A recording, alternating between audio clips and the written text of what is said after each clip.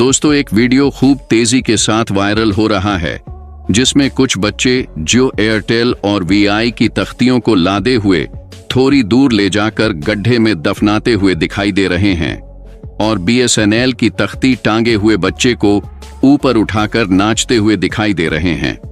दोस्तों, टाटा के द्वारा बीएसएनएल की घर वापसी ने एक बार फिर से जियो एयरटेल और वीआई जैसी इन तीनों टेलीकॉम कंपनियों के पसीने छुड़ा दिए हैं। दरअसल मोबाइल यूजर और बीएसएनएल इस तरीके से पावर में आ रहे हैं जिससे जियो एयरटेल और वीआई की मनमानी अब खत्म होने जा रही है। एक तरफ जहां अपने ग्राहकों के लिए बीएसएनएल नई नई सुविधाएं लॉन्च कर रहा है, वहीं दूसरी तरफ बीएसएनएल ऑफिस में लोगों की भीड़ उमड़ चुकी है और आप इस वीडियो में देख सकते हैं कि किस तरीके से बीएसएनएल ऑफिस में लोग अपने जियो एयरटेल और वीआई की सिम को पोर्ट करने के लिए जुट चुके हैं। पूरे देश भर से आवाज उठ रही है कि सिम को बीएसएनएल में पोर्ट किया जाए। बीएसएनएल को सपोर्ट करने के लिए गांव कस्बे हो या बड़े शहर हो, हर तरफ से वो यंगस्टर निकलकर सामने आ रहे हैं जिनके लिए डेटा महत्वपूर्ण है और वह जियो एयरटेल वीआई के लिए इतना महंगा प्राइस पे नहीं कर सकते। लेकिन सवाल ये उठता है कि क्या बीएसएनएल इन लोगों की डिमांड पूरी कर पाएगा, उनके विश्वास पर खड़ा उतर पाएगा या फिर से बीएसएनएल को दबा दिया जाएगा? क्या बीएसएनएल के साथ वही होगा जो सन 2007-8 के बाद हुआ था? आइए समझते हैं, लेकिन उससे पहले अगर आप हमारे चैनल पर नए हैं तो वीडियो को लाइक करके चैनल को सब्सक्राइब जरूर कर लीजिए। क्या आप जानते हैं बीएसएनएल वह कंपनी है जिसके पास पूरे भारत का मोबाइल नेटवर्क मौजूद था एक वक्त पर? क्या आप जानते हैं बीएसएनएल वह कंपनी है जो 2006, 7 और 8 के बीच में हर साल 8,000 करोड़ रुपए कमाया करती थी? बीएसएनएल उस दौर में आई थी जब लोगों के पास नहीं बल्कि गांव और मोहल्लों में एक फोन हुआ करता था। 1 मिनट की काल घड़ी देखकर की जाती थी। लोगों को लैंडलाइन और टेलीफोन बूथ के झंझट से मुक्ति दिलाने वाली ये कंपनी अब खुद राहत पैकेज पर जिंदा है।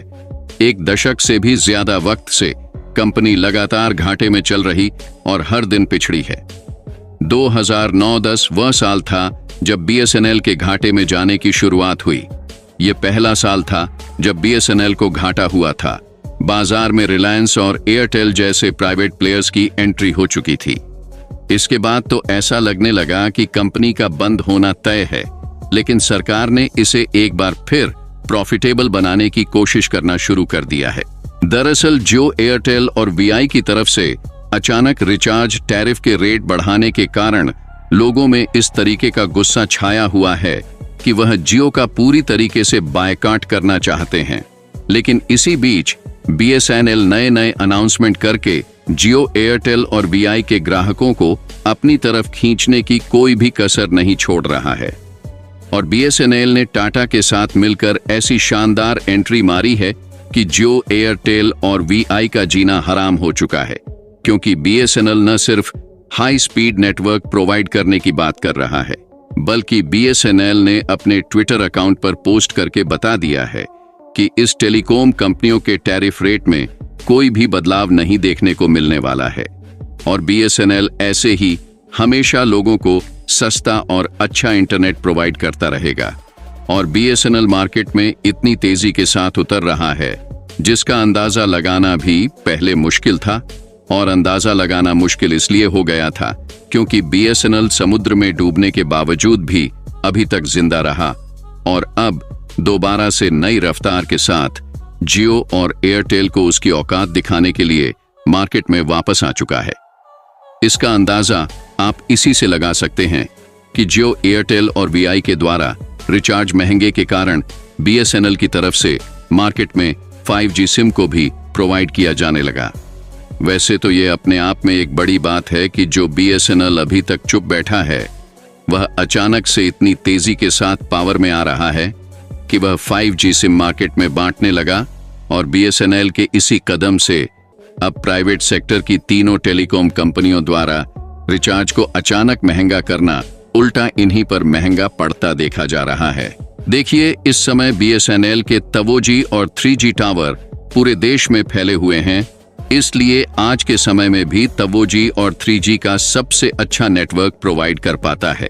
यहाँ तक कि गांव, शहर और पहाड़ी वाले कई इलाके ऐसे हैं जहां पर केवल BSNL ही अपने टावर लगा पाया है, और वहां पर आज भी एयरटेल, जियो और VI जैसी कंपनियों के टावर नहीं लगाए गए हैं, क्योंकि जियो, एयरटेल जैसी प्राइवेट कंपनियों का मकसद पैसा कमाने का था। इसलिए इन्होंने ऐसा उपाय लगाया कि ज्यादा से ज्यादा पैसा ग्राहकों से लूटा जा सके, जिसके कारण इन्होंने बड़े बड़े शहरों को टारगेट किया, जिससे आज भी जियो और एयरटेल नेटवर्क शहरों में सबसे तेज देखने को मिलते हैं। जबकि BSNL के 4G की तो बात छोड़िए, 3G कनेक्टिविटी भी कई शहरों में अभी भी कमजोर है। वैसे देखा जाए तो पिछले 1-2 सालों में BSNL यानी कि भारत संचार निगम लिमिटेड ने हाई स्पीड नेटवर्क प्रोवाइड करने के लिए कई करोड़ रुपए का इन्वेस्टमेंट किया है, जिसके कारण ज्यादातर राज्यों में इस समय BSNL के 4G नेटवर्क उपलब्ध हो चुके हैं और 5G नेटवर्क शुरू करने की तैयारी हाल ही में शुरू की जा चुकी है, जो कि हमारे लिए बहुत ही अच्छी खबर है। और आपको बता दें कि जिन जिन राज्यों में BSNL का नेटवर्क उपलब्ध हो चुका है, वहां पर BSNL की काफी अच्छी नेटवर्क स्पीड चल रही है। यहां तक कि BSNL इसका भी दावा करता है कि एयरटेल, जियो और VI के 4G नेटवर्क BSNL को टक्कर नहीं दे सकते, क्योंकि पिछले साल इसी महीने में सरकार की तरफ से BSNL को 89,000 करोड़ रुपए का फंड मिला था, जिसका इस्तेमाल करके उन क्षेत्रों में 4G सेवा पहुंचाई गई जहां पर 2G और 3G टावर ही लगे थे। लेकिन अब BSNL मौके का फायदा उठाते हुए इस तरह से पावर में आया है कि जो काम यह टेलीकॉम कंपनी पिछले 10 सालों में नहीं कर पाई, वह अब 1 महीने में हो रहा है। और हाल ही में अचानक BSNL पावर में आ गया और उन्होंने रतन टाटा के साथ मिलकर 10,000 4G टावर को बढ़ा दिया।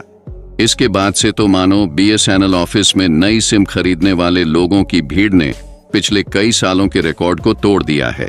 रिपोर्ट में दावा किया गया है कि जियो, एयरटेल और VI के द्वारा रिचार्ज के रेट बढ़ाए हुए अभी 10 दिन भी नहीं हुए कि BSNL के नए सिम की जो बिक्री है उसमें लगभग 6 गुना का इजाफा हो चुका है, जिसमें न सिर्फ न्यू यूजर जुड़े हैं, बल्कि जो पहले एयरटेल, जियो और VI यूजर थे वह भी BSNL में कन्वर्ट हुए हैं। और कमाल की बात यह है कि BSNL के साथ जुड़ने वाले नए ग्राहकों की संख्या दिन पर दिन जा रही है।